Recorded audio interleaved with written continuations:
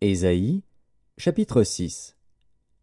L'année de la mort du roi Osias, je vis le Seigneur assis sur un trône très élevé, et les pans de sa robe remplissaient le temple.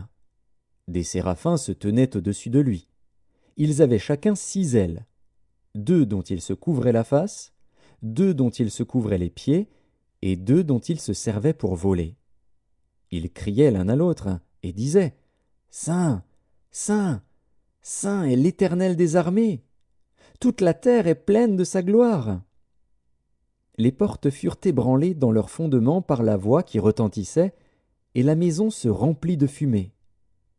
Alors je dis, Malheur à moi!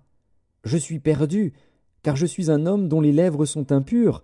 J'habite au milieu d'un peuple dont les lèvres sont impures, et mes yeux ont vu le roi, l'Éternel des armées. Mais l'un des séraphins vola vers moi, tenant à la main une pierre ardente, qu'il avait prise sur l'autel avec des pincettes. Il en toucha ma bouche, et dit, « Ceci a touché tes lèvres. Ton iniquité est enlevée, et ton péché est expié. » J'entendis la voix du Seigneur, disant, « Qui enverrai-je, et qui marchera pour nous ?»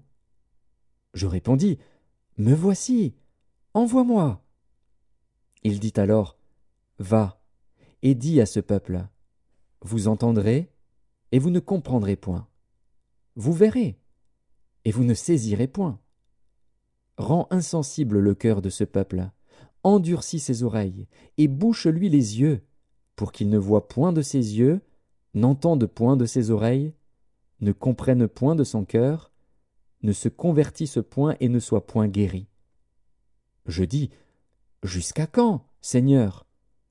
Et il répondit, Jusqu'à ce que les villes soient dévastées et privées d'habitants, jusqu'à ce qu'il n'y ait personne dans les maisons, et que le pays soit ravagé par la solitude, jusqu'à ce que l'Éternel ait éloigné les hommes, et que le pays devienne un immense désert. Et s'il y reste encore 1/10 des habitants, ils seront à leur tour anéantis. Mais, comme le térébinthe et le chêne conservent leurs troncs quand ils sont abattus, une sainte postérité renaîtra de ce peuple.